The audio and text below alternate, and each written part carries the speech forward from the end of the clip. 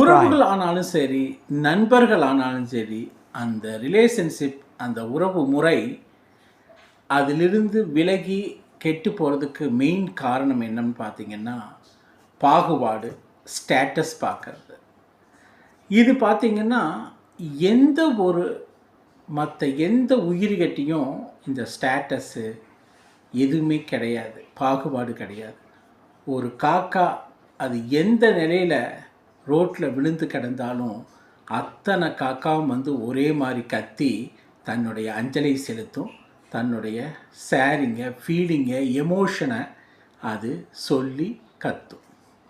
ஆனால் மனிதன் மட்டும்தான் என்ன பண்ணுறான்னா, அது மனிதன் வந்து அவர் என்னவா இருக்கார், என்ன பொசிஷன் இருக்கார், என்ன ஸ்டேட்டஸில் இருக்கார், விஐபியா, இந்த மாதிரி ஸ்டேட்டஸ் பார்த்து அவங்களுக்கு பழகிறதும் சரி, மதிப்பு கொடுக்கறதும் சரி, அவங்க வீடுகளுக்கு போகிறதும் சரி, அப்படி ஒரு நிலையை எடுக்கிறதுனால தான் அந்த உறவுகளும் கெடுது, அந்த நண்பர் வட்டாரமும் சுருங்குது, கெடுது.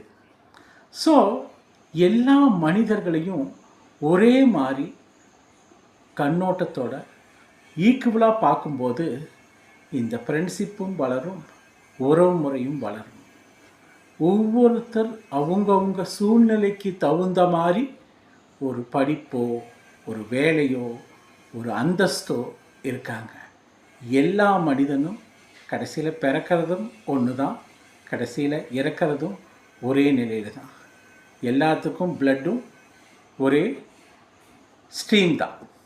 அப்படி இருக்கும்போது இந்த மனிதனை மனிதனாக மதிக்க கற்றுக்கொள்ளும்போது, மனித உணர்வுகளுக்கு மதிப்பு கொடுக்கும்போது, ஸ்டேட்டஸ் பார்க்காம இருக்கும்போது தான் உங்களுக்கு அந்த நட்பும் வளரும், உறவும் வளரும். நன்றி, வணக்கம்.